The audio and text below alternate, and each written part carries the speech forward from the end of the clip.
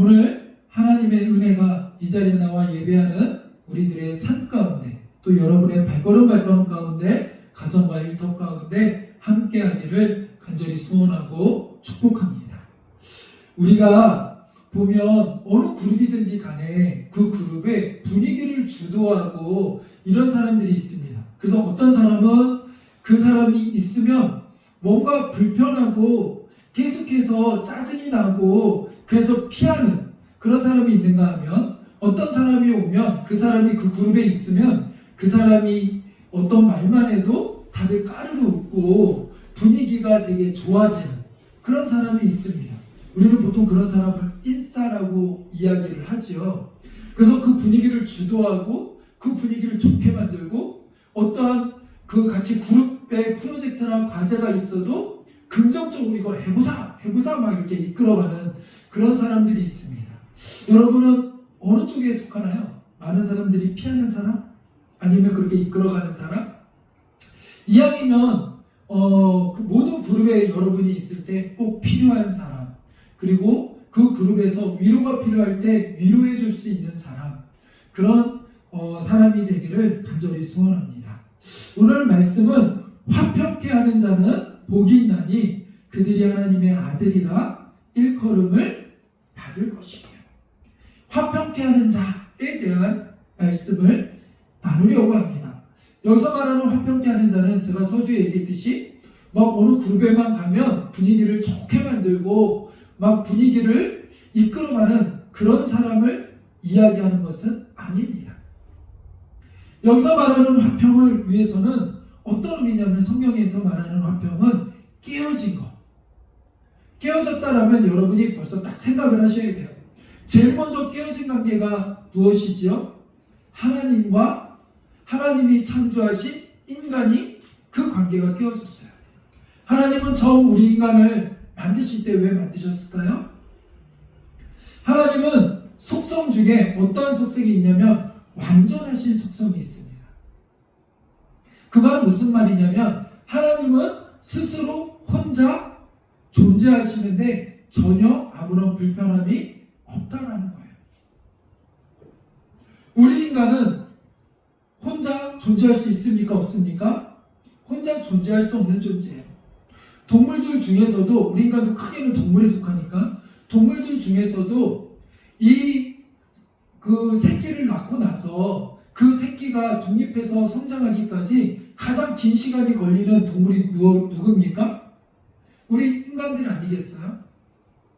우리 사람은 홀로 독립하기까지 되게 긴 시간이 걸립니다.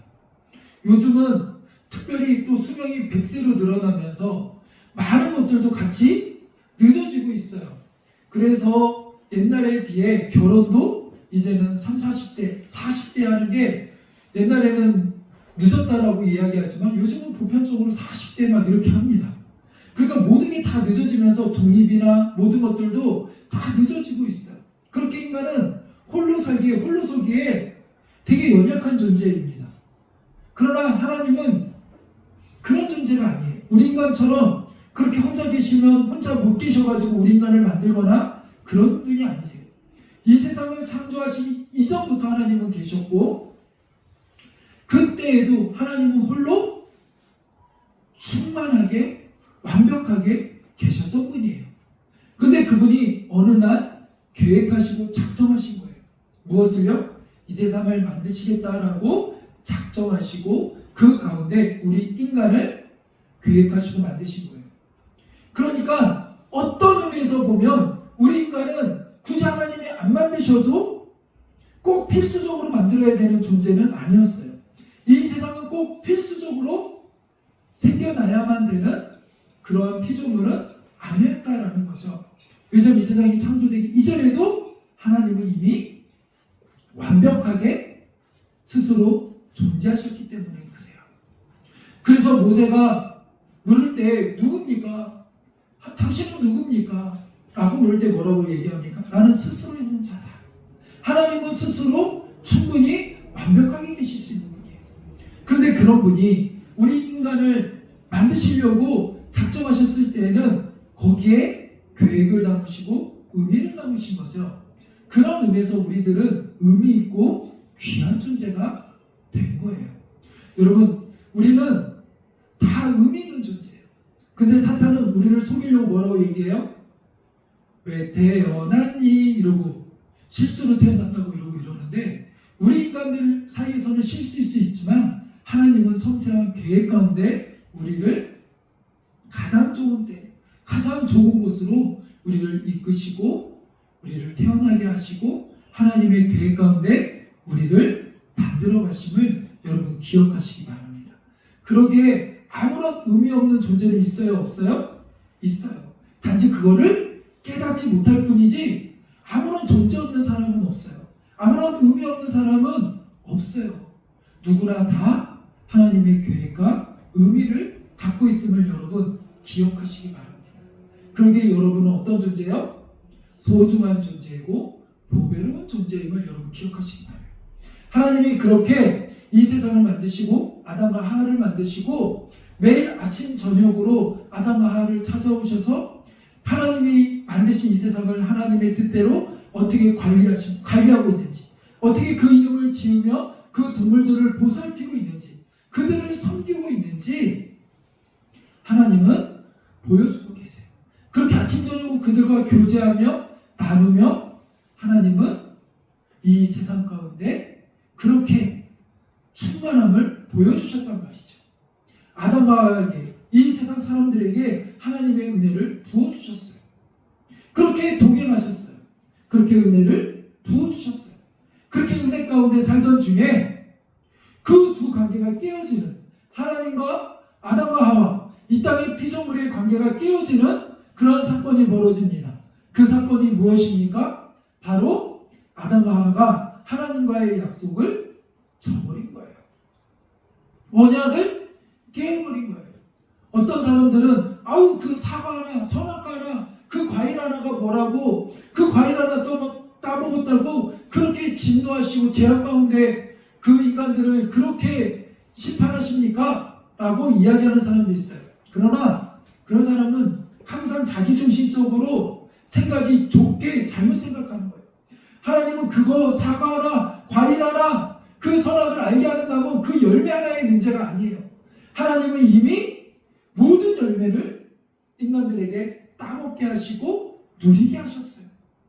에덴 동산에는 수도 없이 많은 열매들과 과일들과 풍성함이 있었어요. 얼마든지 아담과 하와는 그 많은 것들을 누릴 수 있었어요.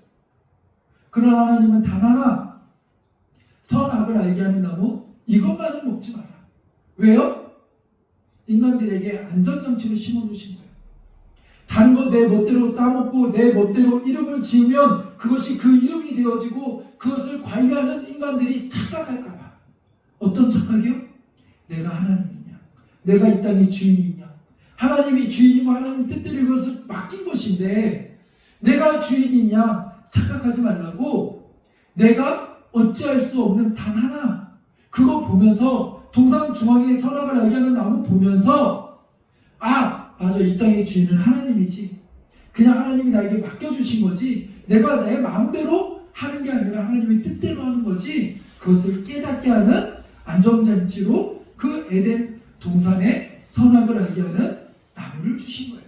그리고 이거는 손대지 마라, 이거 손대면 정녕 죽으리라 분명하게 선포하셨고 분명하게 알게 하셨어요. 그깟 하나가 아니라 이것 하나만 수백 수천 가지를 네 마음대로 누리면서 먹으면서 관리하면서 섬기되 이거 하나만. 하나님이 그렇게 치사한 분 아니죠? 얼마나 관대하신 분입니까? 그럼에도 불구하고 우리에게 안전장치, 마치 우리가 컴퓨터나 뭐 할 때도 실수로 뭔가 데이터를 잘못 델리트 키를 누르면 정말 주시겠습니까? 이 안전장치를 뜨는 것처럼 정말 중요한 것은 안전장치가 있어요. 총기도 늘 바로 이렇게 총이 발사되지 않도록 조정한 안전이라고 해서 아무리 방아쇠를 당겨도 나가지 않도록 안전한 장치를 해놓았어요. 그것처럼 하나님은 우리에게 타락하지 말라고 안전장치로, 하나님과의 관계가 깨어지지 말라고 안전장치로 그것을 해놨는데 우리 인간은 적극적으로 그것을 넘어 그 과일을 따먹게 된 거예요. 언약을 깨어버린 거예요. 그 마음에 하나님 두기를 싫어하고 이제는 내가 하나님이 되어 이 땅의 주인이 되어 나도 하나님처럼 내가 이 모든 것의 중심이 되고 기준이 되어 내 마음대로 해보려는 그러한 사악함에서 이제는 그런 죄악이 이 땅 가운데 들어오게 되고 그 죄로 인하여 그 거룩하신 하나님과의 관계가 깨어지게 된 거예요. 그 깨어짐, 이제는 하나님과 우리의 관계가 멀어지게 됐단 말이죠. 그 멀어짐으로 인하여 다시 하나 될 수 없는, 하나님 주신 은혜를 누릴 수 없는, 그래서 그때부터는 어떤 일이 벌어집니까? 그 전에는 내가 노력하지 않아도 사람을 보면 먹을 것들이 많았어요. 풍성했어요. 내가 10% 노력했다면 100 이상의 결과물을 얻고 누리고 은혜 가운데 살았어요. 그러나 이제는 어떤 일이 벌어집니까? 내가 100을 노력해도 100을 다 얻을 수 없는 존재들이 됐단 말이에요. 땅에다 100의 에너지를 쏟고 땀 흘리고 수고해도 어떤 일이 벌어집니까? 땅이 열매만을 내는 것이 아니라 가시덤불과 어머키를 내면서 내 수고가 헛수고가 되게 만드는, 그래서 우리가 이 세상을 살면서 우리가 노력하고 애썼는데 때로는 그 결과물을 얻지 못하는, 때로는 그 모든 것이 물거품 되어지고 허망한 가운데 나가게 되어지는 이유 중에 하나도 바로 이것 때문이에요. 우리의 죄악에 대한 결과예요. 그전에는 더 많은 은혜를 누렸는데 이제는 그것을 거두어 버리신 거죠. 이 얼마나 안타까운 상황 가운데 있습니까? 그리고 아담과 하나는 서로 어떤 관계였어요? 서로 돕고 서로 협력하는 관계였어요. 서로의 부족함을 채워주는 그런 관계였어요. 그래서 아담과 하나가 서로 보고 고백한 게 뭐예요? 내 뼈 중에 뼈요, 살 중에 살이다. 이 사람은 나와 같구나 라고 고백하며 서로 하나 되어진 그런 관계였어요. 사랑의 관계였고 협력하며 돕는 관계였어요. 그러나 이제는 범죄한 이후에 어떤 일들이 벌어집니까? 서로 주도권을 하며 서로 내가 너보다 나아, 내가 너보다 더 위야 라고 하며 주도권 싸움이 벌어지기 시작해요. 남녀 간의 주도권 싸움이 벌어지기 시작해요. 말할 수 없는 여러 가지 죄의 결과들이 우리 가운데 드러나기 시작하더라는 거죠. 그런 처참한, 그런 심판 가운데 가장 처참한 심판은 무엇입니까? 이제 내가 너와 함께하지 않겠다라는 거예요. 하나님이 우리와 함께하지 않겠다라는 거예요. 그리고 우리를 에덴 동산으로 쫓아내며 이제는 너희 가운데 심판이 있고 그 심판으로 인한 결과가 뭐예요? 너희 가운데 사망이 임할 것이다. 너희 가운데 죽음이 임할 것이다. 너희 가운데 이제는 끝이야 라는 선포인 거죠. 이것으로 인하여 평화로웠던 하나님과 인간의 관계는 깨어지게 돼요. 그래서 성경에서 뭐라고 얘기해요? 원수되었던, 하나님과 인간의 관계는 원수되었다라고 이야기합니다. 그런데 하나님께서는 이 관계를 못 견디시는 거예요. 왜요? 사랑하니까. 사랑하니까 이 관계를 못 견디시는 거예요. 그래서 이 관계를 회복하기 위하여 이제는 어떻게 합니까? 깨어졌던 그 관계를 다시 화목하게 하나로 묶기 위하여, 화평하게 만들기 위하여 자신의 아들이 예수 그리스도를 이 땅에 보내시기로 작정하시고 구원자 메시아를 이 땅에 보내시는 거예요. 구원자가 하는 일은 무엇입니까? 구원자가 해야 될 일은 무엇입니까? 그 깨어진 관계를 이제는 메우기 위하여 어떤 일을 하셨습니까? 죄의 대가를 치르시죠. 근데 그 죄의 대가는 누구의 죄입니까? 이 땅에 오신 구원자 예수 그리스도의 죄가 아니라 우리 인간의 죄를 대신 짊어지시는 거예요. 왜 그렇게 합니까? 구원의 은혜를 베풀기 위하여 공의의 하나님이 그 죄값을 치러야 되는데 그 죄값을 인간들이 사망으로, 죽음으로, 심판으로 다 치르고 나면 더 이상 회복될 인간이 있어요? 없어요? 없기 때문에 인간 스스로는 그 죄의 값을 다 치를 수 있는 능력 있는 존재가 없기 때문에 하나님 자신이 이 땅을 만드시고 이 땅이 타락한 죄 가운데 있는 그 이 세상을 회복하시기 위하여 자신의 목숨을, 자신의 생명을 내어놓는 거예요. 그래서 자신과 동등된 예수 그리스도를 이 땅 가운데 보내시게 된 거예요. 그래서 예수님이 이 땅 가운데 오시게 된 거예요. 이 세상의 사이비 종교들은 우리의 구원자는 누구다라고 이야기합니다. 그러나 이 땅의 인간들 중에는 구원받을 이름이 있어요, 없어요? 없다라는 사실을 여러분 분명히 기억하시기 바랍니다. 그러기에 이 땅에 예수 그리스도가 인간의 몸을 입고 올 수밖에 없는 거예요. 그러면 하나님 자신이 이 땅에 오시는데 그냥 오시면 되지 왜 꼭 인간의 몸을 입고 오십니까? 그래야 우리 인간의 대표로 우리 모두의 죄를 해결할 수 있기 때문에 그래요. 제가 늘 이 예화를 들죠.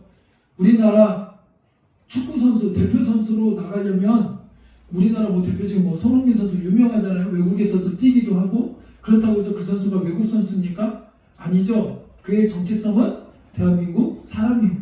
그렇기 때문에 대한민국 축구 대표로 나갈 수 있는 거예요. 세계 아무리 축구 잘하는 사람이 있다 할지라도 그 사람이 미국 사람이고 캐나다 사람이고 다른 나라 사람이면 우리나라 대표로 뛸 수 있어요? 없어요? 없어요. 그래서 그런 사람들 중에 때로는 뭐합니까? 귀화한다고 하죠. 귀화가 뭐예요? 나 이제 내 국적 버리고 이 나라 사람 될 거예요. 그걸 귀화잖아요. 그것처럼 대표 선수가 되기 위해서는 그 나라에 속해야 돼요.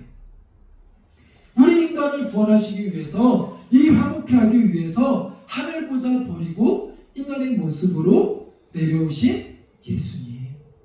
그래서 우리의 고백은 무엇입니까? 참 하나님이시며 참 사람이신 예수 그리스도. 이 고백이 있어야 돼요. 여러분, 오늘 같은 이 시대에 이 고백을 얼마나 여러분 마음속에 새기고 여러분 선포하셔야 되는지 아십니까? 이단들은 이것을 부정한단 말이에요.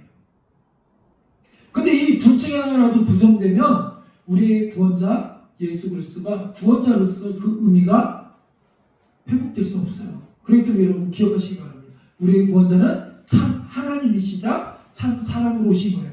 이거 말고 다른 구원자 얘기하면 이단인 거예요. 그러면 뒤도 돌아보지 마시고 여러분 빠이빠이 하시기 바랍니다. 네, 그런 거에 현혹되면 안 돼요.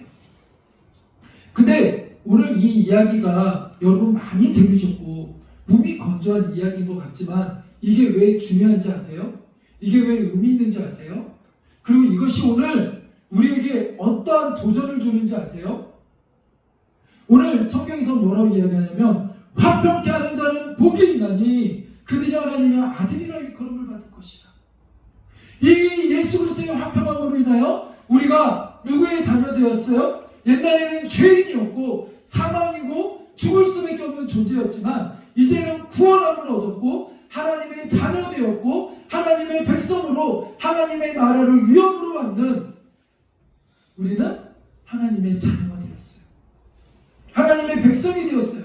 우리의 존재 가치가 바뀌었단 말이에요. 그럼 우리는 이미 하나님의 백성이에요. 맞죠? 우리는 하나님의 자녀예요. 그래서 우리는 기도할 때 하나님을 하나님 이렇게도 부르지만 또 뭐라고도 부릅니까? 아버지 이렇게 부르잖아요. 우리는 하나님의 자녀 되었단 말이에요. 하나님의 백성 되었단 말이에요. 그런 우리에게 오늘 명하시는 게 무엇입니까? 화평케 하는 자라는 거예요. 고린도후서에서도 이제는 원수되었던 죽을 수밖에 없던 우리를 예수 그리스도가 구원해 주시면서 그 구원의 은혜로 우리는 새 사람이 되었는데 그런 우리에게 성경은 뭐라고 이야기합니까? 이제 너희는 화목케 하는 직책을 감당해라 이렇게 얘기합니다. 고린도후서 5장 19절입니다. 너희가 이제는 예수 그리스도가 깨어졌던 원수되었던 하나님과 너희의 관계를 화목케 하고 구원함을 얻게 하고 새 사람이 되어서 하나님 자녀가 되게 했잖아. 구원받은 하나님의 백성 되게 했잖아. 이제 하나님의 나라의 백성답게 너희가 이제는 내가 했던 화목케 하는 직책을 너희가 감당해라 라고 이야기하는 거예요. 이 말은 무엇입니까? 우리가 이제는 화목케 하는 사람이 되어야 된다는 거예요. 여기서 말하는 화목케 하는 사람은 단순히 분위기 메이커, 그냥 썰렁했던 분위기 웃게 만들고 그냥 그 그룹의 분위기를 이끌어가는 이 정도의 사람을 이야기하는 것이 아니에요. 그냥 뭐 이렇게 외향적인 사람 뭐 이런 거 얘기하는 거 아니에요. 유머러스한 이런 사람 이야기하는 거 아니에요. 누가 감당했던 그 직분? 예수 그리스도께서 구원자로 이 땅에 오셔서 감당했던 그 직분, 그것을 이제 누가요? 우리가 감당해야 된다는 거예요. 여러분이 감당해야 된다는 거예요. 이 땅에 교회들이 감당해야 된다는 거예요. 구원받은 내가 이 화목해하는 직분을 감당해야 된다는 거예요. 그럼 여러분 생각해 보십시오. 아까 예수님이 어떻게 그 직분을 감당하셨다고요? 하늘 보자 버리고 이 땅에 오셨다고요. 하늘 보자. 그 말은 무슨 의미겠어요? 이제는 나도 이 화목해하는 직분을 감당하려면 그 내가 누릴 수 있는 권한, 내가 누릴 수 있는 특권, 그 모든 것들 내려놓으라는 거예요. 자발적으로 내려놓으라는 거예요. 왜요? 이 직분을 감당하기 위해서. 내가 하나님의 백성으로 살기 위하여, 하나님의 영광을 드러내기 위하여, 이 구원의 복음의 십자가를 드러내기 위하여 내가 해야 될 일은 뭐냐면 내 자존심, 나의 위치, 이 모든 걸 내려놓고 섬기라는 거죠. 아까는 무미건조하게 예수님이 이렇게 하셨어요 할 때는 은혜가 되지만 이제 좀 얘기가 달라지죠. 누가 이렇게 해야 된다고요? 내가. 여러분이 그렇게 해야 된다. 갑자기 너무 심각해지니까? 그런 삶을 보여줬던 게 누굽니까? 대표적인 게 바울 아닙니까? 바울? 바울은 최고의 지식을 갖고 학적인 자격을 가진 사람이었어요. 가말리아 문화생이었어요. 오늘날 따지면 하버드생이고 서울대생이에요. 그럼 그가 이 모든 걸 배설물로 여긴다는 게 나 이거 다 필요 없어 이런 의미가 아니라 나 이거 다 쓸모없어 이게 아니라 나 이제 이게 예수 그리스도의 그 십자가의 은혜를 경험하고 나니 이게 내 인생에 그렇게 가치 있는 게 아니야. 예수님의 십자가의 복음을 위해서라면 나 이거 내려놓을 수도 있어. 나 편하게 교수직 할 수 있고 서기관으로서 편하게 누릴 수 있지만 예수의 십자가를 생각하니 내가 이렇게 누리는 인생이 되어서는 안 되겠구나. 내려놓는 거예요. 여태까지 나를 위하여 쌓아올린 명예, 나를 위하여 쌓아올린 모든 재물, 이 모든 것들 내가 나를 위하여 쓸 수 있고 내가 누릴 수 있지만 내가 예수님을 알고 나니까, 하나님을 알고 나니까 예수님이 그 하늘 보좌 위에서 그 영광을 받으실 수 있는데 그거 다 내려놓고 이 땅 가운데 오셨는데 왜 오셨어요? 사랑하니까. 그 사랑으로 나도 내려놔야 되는구나. 그리고 섬겨야 되는구나. 이게 깨달아지는 거예요. 이게. 보통 선교단체들이나 이런 데 보면 대표적인 CCC인데 선배들이 또 때로는 CCC 간사들이 밑에 신입생들을 엄청나게 섬겨요. 밥도 사주고 뭐 해주고 보면 그 선배도 돈 없는 것 같은데 탈탈 털어서. 근데 왜 그래요? 왜 그렇습니까? 이 섬김 모습을 실천하는 거예요. 훈련하는 거예요. 그래서 어떤 교회는 제가 뭘 하다가 뭐 봤는데 어떤 교회는 중직을 세우는데 재직을 세우는데 조건이 뭔지 아세요? 뭐 돈 많은 거, 믿음 생활 뭐 이런 거 뭐 11조 이런 거 다 떠나서 거기에 조건은 억울함을 당해도 참을 수 있습니까? 당신이 억울함을 당해도 참을 수 있습니까? 이 말은 무슨 말이에요? 교회에서 중직으로 이 섬기다 보면 억울한 일을 많이 당한다는 거예요. 내가 선한 마음으로 열심히 일하고 열심히 섬겼는데 들려오는 말들은 엉뚱한 말들이나 내가 하지도 않은 말들, 내가 하지도 않은 행동들, 그것으로 인하여 때로는 마음의 상심도 되고 낙심도 되고. 그래서 교회 안에 어떻게 보면 개그맨들 유행어처럼 우리 집사님들이랑 권사님들 사이에, 성도들 사이에 많이 하는 말이 뭐예요? 은혜 받았어요 이러면 좋은데 뭐 했다고 그래요? 상처받았어요. 많이 나 시험 들었어요. 그러잖아요. 근데 중요한 것은 뭐냐면 예수님을 생각하라는 거예요. 예수님이 하늘 보좌 버리고 이 땅에 오셨는데 그 놀라운 은혜를 우리 예수님을 맞이하는 사람들은 어떻게 했죠? 아, 예수님 하나님의 아들이면 나를 좀 인정해주고 나한테 와야지. 왜 저런 세리와 저런 창리와 저런 자들과 같이 놀아나십니까? 왜 저런 자들과 밥 먹습니까? 왜 저들을 돌봅니까? 나를 돌봐야지요. 저 예수님 아닌 거 아닙니까? 하나님 아들 아닌 거 아닙니까?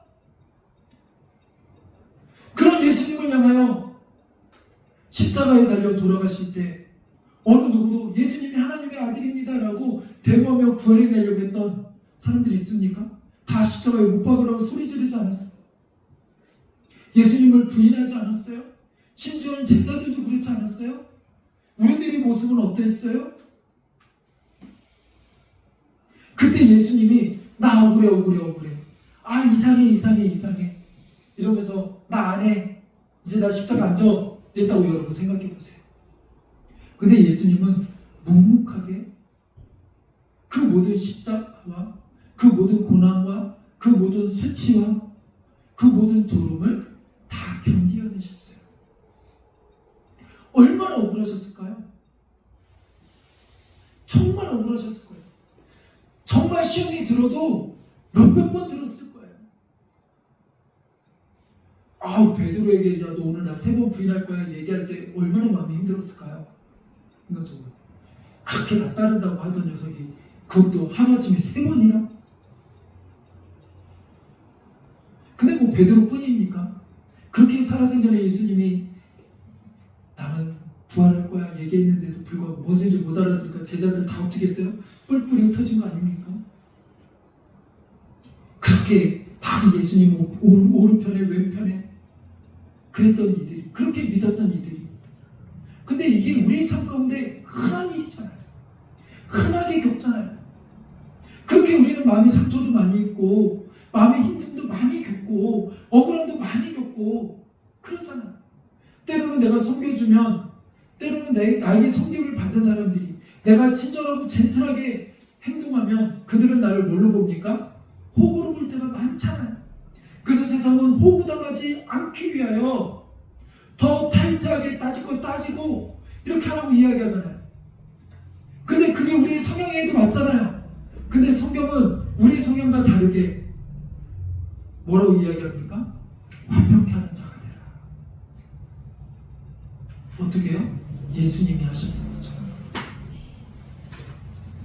너 잘났다고 내가 그래도 교수인데요, 내가 그래도 목사인데요, 내가 그래도 장로인데요, 내가 그래도 요 정도 4학년인데요, 내가 선배인데요, 그거 갖고 이렇게 어깨 힘주면서 그러지 말고, 그러니까 더 섬기라고, 그러니까 더 베풀라고, 네가 남들보다 더 알고 있고 더 잘하는 거 가지고 너 혼자 웃겨지지 말고 그거 가지고 그들을 돌보라고. 하나님 근데요 이거 기껏 돌봐줬더니 은혜도 모르고요 이거 기껏 생명 그 물에서 빼줬더니요 보따리 달라고 하는데요. 그런 거 많잖아요. 옛말에 왜 이런 말 생겼겠어요? 이런 패턴이 많거든요. 뭘 남 얘기해요. 우리도 그렇잖아요. 근데 그럴 때 승질내지 말고 억울해하지 말고 예수님이 그래 너를 향하여 그렇게 했던 것처럼 너희도 어떻게 하래요? 그렇게 화목해 하는 거죠. 그들을 위해 내려놓으라는 거예요. 그러니까 이게 말로는 화목해 하는 사람 참 듣기도 좋고 좋은데 그 안에 내면으로 깊이 들어가면 이게 쉽지 않은 거예요. 오 주여. 근데 이게 어떻게 가능합니까? 그 은혜를 깨달으니까 가능한 거예요. 그 은혜를 알고 나니까 가능한 거예요. 그래서 사도행전에서도 보면 초대교회가 시작되어질 때 어떤 일이 벌어졌습니까? 이 은혜로 인하여 내가 누릴 수 있는 이거 내 것임에도 불구하고 내 것이라 여기지 아니하고 교회의 성도들의 필요한 모든 것들을 위하여 내어놓을 수 있었던 이유는 무엇입니까? 다 이 은혜 때문에 그래요. 화평케 하는 직책 때문에 그래요. 오늘날 교회도 움켜쥐는 교회가 아니라 내어놓는 교회가 되어야 돼요. 우리 성도들의 정체성은 화목케 하는 이 직책을 위하여 때로는 내가 바보가 되어도 그것을 감당할 수 있는 은혜와 믿음과 내공이 있어야 돼요. 근데 이때 사탄은 자꾸 우리의 틈을 비집고 들어와요. 우리의 약함을 비집고 들어와서 우리의 자꾸 자존심을 건드려요. 야, 제가 너 우습게 여기는 거야. 자존심 상하지? 야, 들이받아. 들이받으면 속은 시원할 수 있어요. 근데 그 가운데 하나님의 뜻과 화평은 깨어질 수밖에 없다라는 사실이죠. 여러분, 화평케 하는 직책을 하나님은 우리에게 맡기셨어요. 화목케 하는 직책을 우리에게 맡기셨어요. 어떻게 해요? 주님이 우리를 구원하셨던 그 십자가의 은혜를 기억하면 돼요. 그 방법대로 우리는 행해야 돼요. 근데 결국 쉽지 않죠? 쉬우면 이상한 건 쉽지 않아요. 그래서 우리 안에 계속해서 성령 하나님이 우리를 위하여 탄식하며 우리 안에 자꾸 이 부딪힘이 있는 거예요. 하나님 말씀대로 하면 내려놔야 되는데 내 그동안의 성령과 성질대로 하면 이거 안 되는데 막 분이 나는데 불을 그때 그 불을 사그러뜨리고 하나님의 말씀대로 순종하며 순복하며 순종할 때 우리는 뭐 한 거예요? 온유한 사람이 되는 거예요. 그럴 때 우리는 온유해졌다. 열이 잡히듯 뭐예요? 내 승질이 하나님 말씀에 잡혔구나. 그 잡힘을 가지고 화평케 하는 직책을 감당하는 거예요. 그런 우리들이 되기를 간절히 소원합니다. 결코 쉽지 않은 도전입니다. 그러나 이제 우리 한 주간 특별히 우리 심리적으로 잘 됐어요. 마치려고 한 건 아닌데 예수님의 고난이 이제 고난주간이잖아요. 고난주간 동안 주님이 어떤 고난을 당하셨는지 그 고난이 마땅히 당할 고난이 아니잖아요. 누구 때문에 당한 고난이에요? 우리들을 구원하시기 위해서 하나님의 뜻을 이루기 위하여 당한 고난이잖아요. 어떻게 어떠한 자세로 그 고난을 당하셨는지 묵상하면서 오늘 나는 나에게 주어진 환경 속에서 나에게 주어진 공동체 속에서 어떻게 이 화목케 하는 직분을 감당하며 화목케 하는 자가 되어야 되는가? 나는 하나님의 자녀로서 하나님의 백성으로서 어떻게 이 직분을 이 사명을 감당하며 나갈 것인가? 나는 어떻게 하길 원하시는가? 여러분 스스로 물으시고 여러분 스스로 씨름하시고 그것들 여러분의 삶 속에 많이 더 마시고 한 가지 단 한 가지만이라도 고민하시고 씨름하고 적용하며 나갈 수 있는 실천하며 나갈 수 있는 그런 우리들이 되기를 간절히 소원하고 축복합니다. 기도하겠습니다.